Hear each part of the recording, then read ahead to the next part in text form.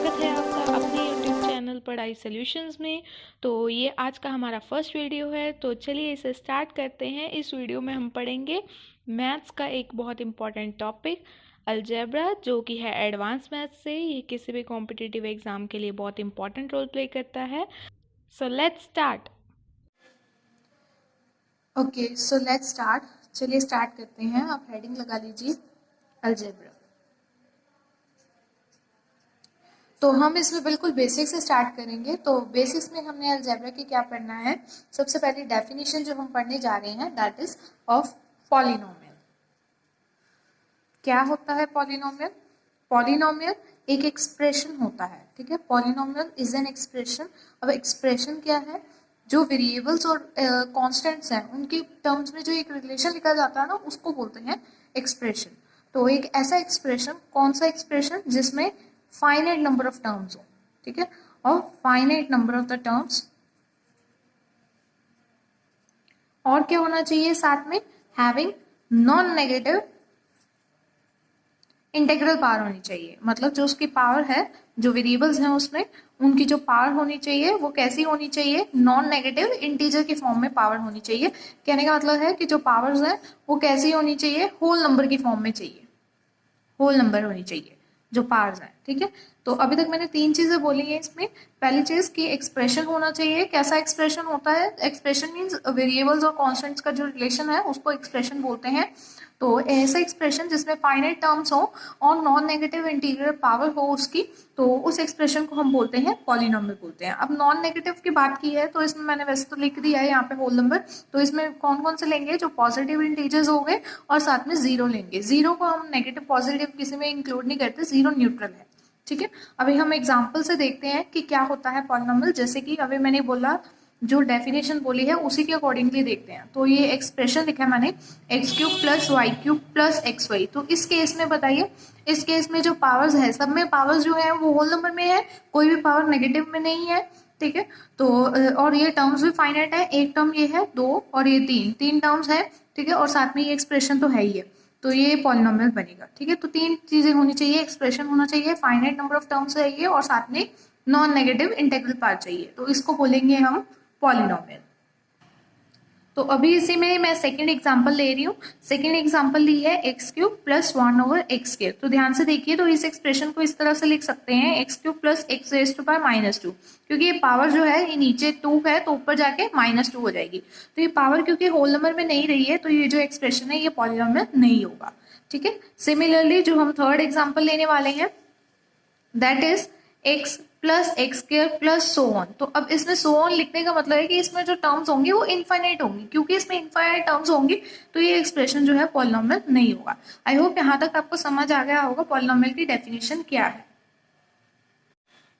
तो चलिए अब दूसरी डेफिनेशन भी कर लेते हैं। दूसरी डेफिनेशन हमने करनी है that is of degree. Degree क्या होती है? डिग्री हमेशा पॉलिनोमियल की ही निकलती है ऑब्वियसली। तो डिग्री ऑफ अ पॉलिनोमियल होता क्या है? Degree is the maximum power of the variable. जो वेरिएबल हमने पॉलिनोमियल में यूज किया है ना, उसकी जो मैक्सिमम पावर होती है उसको हम बोलते हैं डिग्री। बहुत सिंपल है ये, ठीक है। तो अभी जो डिग्री, जैसे हमने पॉलिनोमियल में ही ऊपर बात की है, तो डिग्री भी सेम एक होल नंबर आएगी, ठीक है। तो जब कांस्टेंट पॉलिनोमियल्स की बात करते हैं, कैसे कांस्टेंट पॉलिनोमियल्स? जैसे ये देखिए, ये एक कांस्टेंट पॉलिनोमियल की लिखते हैं। जैसे मैंने ये नंबर लिख दिया, नंबर लिखा है मैंने 5। तो ये 5 एक्चुअली ये कांस्टेंट पॉलिनोमियल है। क्यों? क्योंकि 5 को हम लिख सकते हैं 5 into x raise to power 0। क्योंकि आपको पता है एक्स रेज़ टू पावर 0 किसी भी नंबर की 0 पावर करने पे वो 1 आता है। ये इतना लिखना नहीं होता, बस हमें एक बार हिंट मिल जाता है। मैं लिख रही हूँ समझाने के लिए, ठीक है। तो ऐसा क्योंकि इसमें पावर जो है वो होल नंबर है, तो ये एक एक्सप्रेशन जो है पॉलिनोमियल बनता है। फाइनाइट टर्म्स तो है ही है, एक ही टर्म है। तो ये कांस्टेंट इस एक्सप्रेशन को, जिसमें वेरिएबल्स आते नहीं है, मतलब कांस्टेंट्स होते हैं, उन्हीं को कांस्टेंट पॉलिनोमियल्स बोलते हैं। अब बात करूं मैं इसमें डिग्री की, तो इस केस में डिग्री जो है वो हमारी कितनी होगी? मैक्सिमम पावर, एक ही पावर है, वेरिएबल की पावर चेक करनी होती है। तो वेरिएबल की पावर कितनी है इसमें? मैक्सिमम 0 है। तो इस केस में डिग्री कितनी रहेगी? 0 रहेगी। अब एक और चीज ध्यान रखनी है आपने, जो डिग्री होती है जीरो की, अभी जीरो भी तो एक कांस्टेंट पॉलिनोमियल है, बट जीरो की डिग्री हमेशा नॉट डिफाइंड रहती है, ठीक है। तो ये याद रखेंगे। तो अब हम चलते हैं हमारे क्वेश्चंस के ऊपर। तो चलिए जो हमने अभी तक पढ़ा है उसे क्वेश्चंस पे लगाते हैं। तो ये क्वेश्चन एक मैंने लिया है, हमें इस एक्सप्रेशन की वैल्यू निकालनी है। 4 ऑप्शन हमें दे रखी हैं। ये क्वेश्चन जो है हमारा एसएससी सीजीएल में प्रीवियस ईयर में क्वेश्चन आया हुआ है। ये क्वेश्चन हमने जो ट्रिक हम लगाने जा रहे हैं ये हम पर्टिकुलरली उन्हीं क्वेश्चंस में लगाएंगे जिनमें हमारे पास हर एक टर्म की डिग्री जो है सेम हो, या पावर जो है हर एक टर्म की सेम हो। तो अगर मैं इसमें बात करूँ तो इस टर्म में b की पावर 1 है, c की पावर 1 है, तो इस टर्म की पर्टिकुलरली पावर 2 हो गई, इस टर्म की 2 होगी, इस टर्म की 2 होगी, तो हर एक की सेम आई इस ब्रैकेट में। तो इस ब्रैकेट में पर्टिकुलरली पावर कितनी होगी, 2 होगी। तो 2 की पावर जब 3 करेंगे तो पावर की पावर मल्टीप्लाई हो जाती है, 2 इंटू 3 यानी 6, मतलब पूरी इस टर्म की जो पावर है वो 6 रहेगी। अगली टर्म की बात करें तो 3 और 3 इंटू 3 मल्टीप्लाई नहीं होगा क्योंकि ये मल्टीप्लाई में है, तो पावर जो है ऐड हो जाएंगी, तो ये 6 होगी पावर, इसकी पावर 6, इसकी पावर 6। कहने का मतलब है कि हर टर्म की पावर जो है इसमें 6 आ गई। तो इस क्वेश्चन में हम उस ट्रिक को यूज़ कर सकते हैं। अभी मैंने आपको बताया इसकी पावर जो है हमारे पास कितनी आई है, 6 आई है, यानी डिग्री इसकी 6 आई है। तो हमें एक चीज़ ध्यान रखनी है कि जो क्वेश्चन की डिग्री होगी वही हमारे आंसर की डिग्री होगी। तो हम आंसर के लिए 4 ऑप्शन दे रखी हैं, हम इनमें चेक करते हैं क्या ये डिग्री कॉन्सेप्ट लगता है।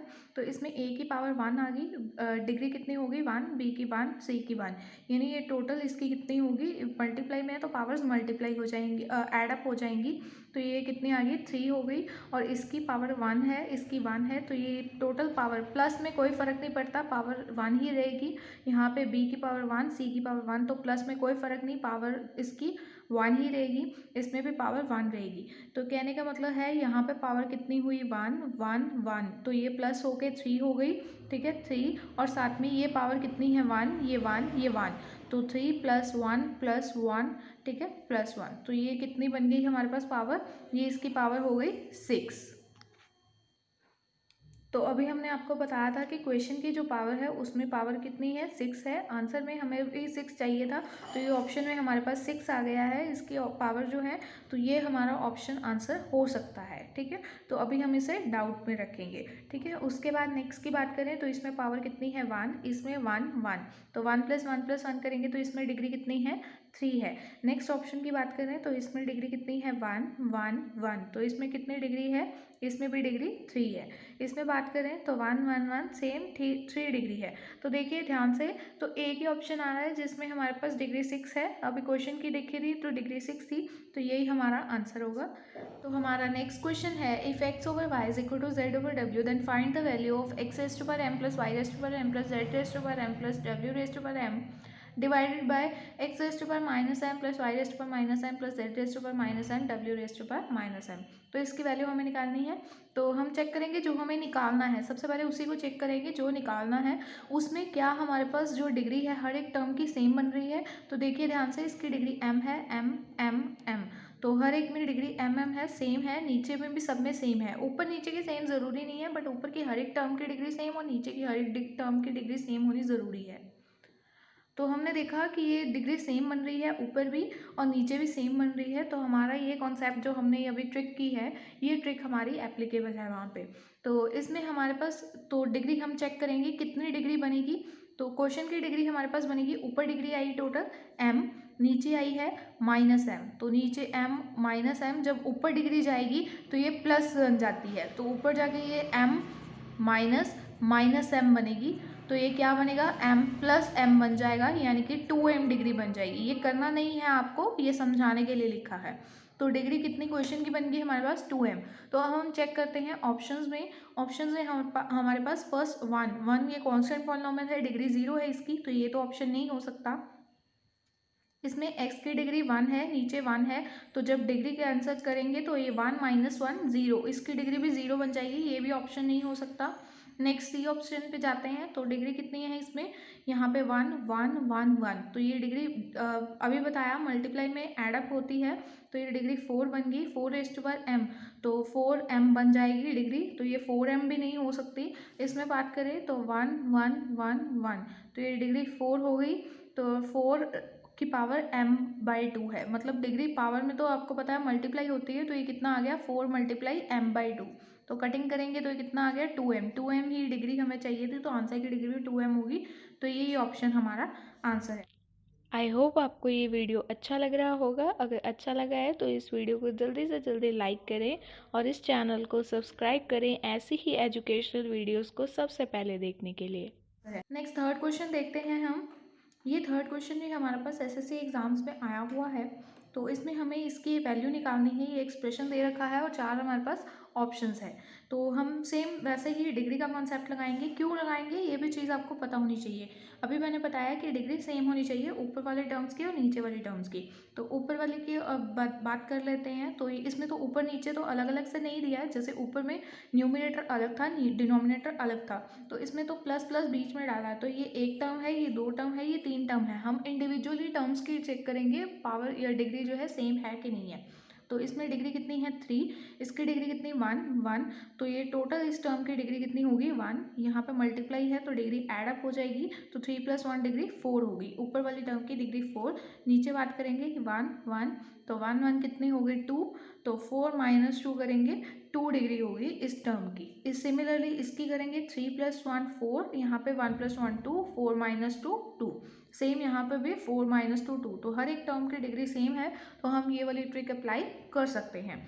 तो हमने अभी देखा कि इसकी डिग्री 2 थी, इसकी 2 थी, इसकी 2 थी। मतलब पूरे इक्वेशन की जो डिग्री है हमारे पास 2 डिग्री है। तो जो आंसर होगा हमारे पास उसकी डिग्री भी 2 होगी। तो अब हम ऑप्शन से चेक करते हैं। ऑप्शन में चेक करेंगे तो इसकी डिग्री 1 + 1 + 1 3 आएगी। इसकी डिग्री 1 आएगी। इसकी डिग्री 1 + 1 2, 1 + 1 2, 1 + 1 2। तो ऐड ऑन करने से भी डिग्री सेम ही रहेगी, 2 रहेगी। यहाँ पे डिग्री 0 आ गई। तो एक ही ऑप्शन है हमारे पास। तो यही हमारा आंसर हो गया। नेक्स्ट क्वेश्चन देखते हैं हम। हमारा फोर्थ क्वेश्चन है x + y + z³ - x + y - z³ minus y + z - x³ - z + x - y³। इसकी वैल्यू हमें बतानी है। 4 हमारे पास ऑप्शंस दे रखी हैं। ये भी एग्जाम में आया हुआ क्वेश्चन है, आप देख सकते हैं। इस वीडियो का बेस्ट यूज़ करने के लिए आपको इस वीडियो को यहीं पे पॉज करना है और इस क्वेश्चन को अपने आप से सोचना है उसी ट्रिक से जो हमने अभी तक की है। आई होप यहाँ तक आपने अभी इसका आंसर गेस कर लिया होगा। तो चलिए इसको देखते हैं। तो इसमें हमें पता है क्योंकि हमारे पास 4 टर्म्स दे रखी हैं। तो टर्म्स की डिग्री चेक करते हैं क्या सेम है। तो इसकी डिग्री कितनी है 1 1 1 और ऐड ऑन करने से सेम 1 ही रहेगी। 1 के बाद 3 मीन्स 3 डिग्री है इसकी।